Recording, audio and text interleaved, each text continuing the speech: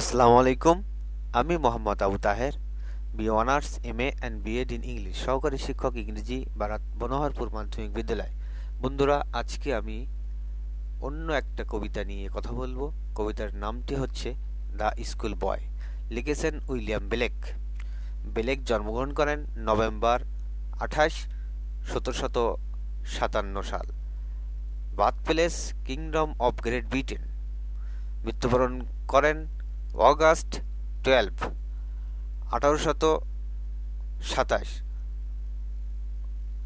69 বছর বয়সে।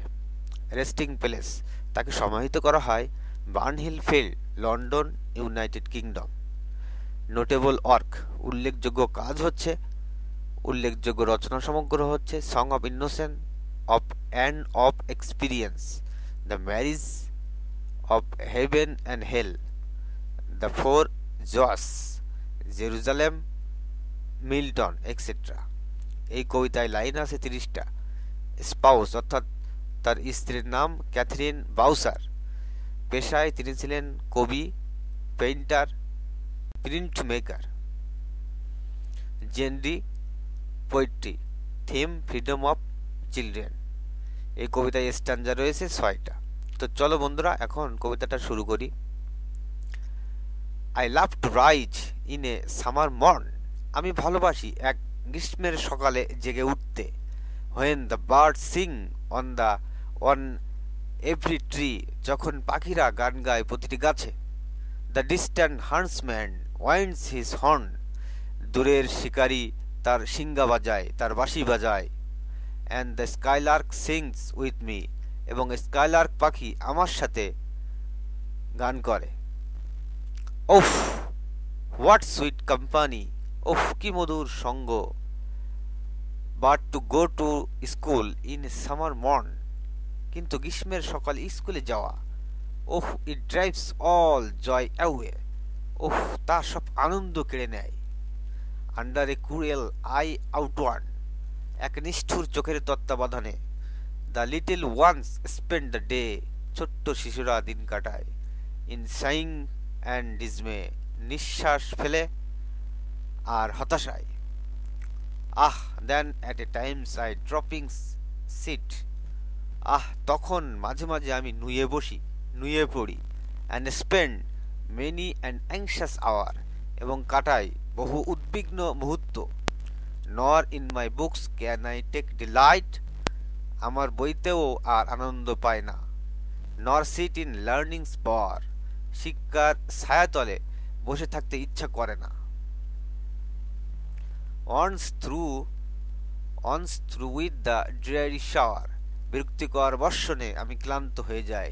How can the bird that is born for joy, যে পাখি আনন্দের জন্য জন্মেছে। Sit in a cage and sings, সে খাঁচায় বসে কিভাবে গান করে। How can a child when fears annoy, কিভাবে একটি শিশু যখন ভয় তাকে বিরক্ত করে। Bird drops his tender wings, তখন তার কোমল ডানা মেলে ধরবে। And forget his youthful springs, এবং তার তারুণ্যের বসন্ত ভুলে যাবে। Oh father and mothers if birds are nipped, ওহ বাবা মা, যদি কুড়িগুলো ছিঁড়ে ফেলা হয়। অ্যান্ড ব্লুজমস ব্লোন অ্যাওয়ে, এবং ফুলগুলো উড়িয়ে দেওয়া হয়। And if the tender plants are stripped, যদি কোমল গাছগুলোকে ছিঁড়ে ফেলা হয়। Oh of their joy in the springs day, তাদের বসন্ত দিনের আনন্দ কেড়ে নেওয়া হয়, তাদের বসন্ত দিনের আনন্দ কেড়ে নেওয়া হয়।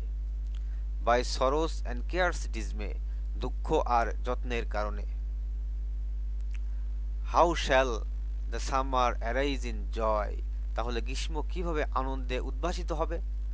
Or the summer fruits appears, অথবা গ্রীষ্মের ফল কিভাবে ধরা দিবে।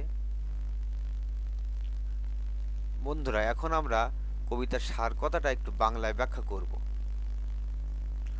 উইলিয়াম ব্লেকের দ্য স্কুল বয় কবিতার মূল থিম বা বিষয়বস্তু হল শিশুদের স্বাধীনতা, প্রকৃতির আনন্দ এবং কঠোর শিক্ষা ব্যবস্থার প্রতি সমালোচনা। কবিতার থিম বাংলায় ব্যাখ্যা করা হলো। প্রকৃতির আনন্দ বনাম বাধ্যতামূলক শিক্ষা।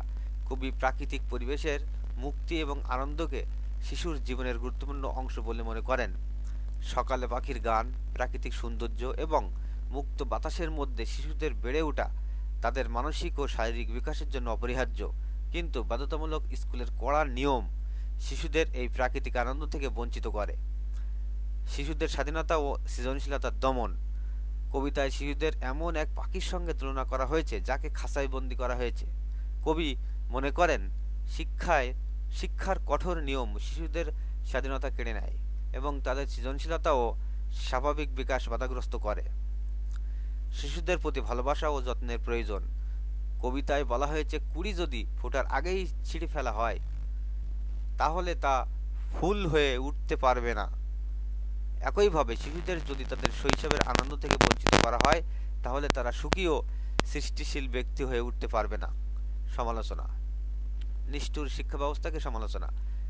ব্লেক সেই যুগের শিক্ষার ব্যবস্থার সমালোচনা করেছেন যেখানে শিশুদের শৈশবের স্বাভাবিক প্রবণতা ও স্বাধীনতাকে উপেক্ষা করা হয়।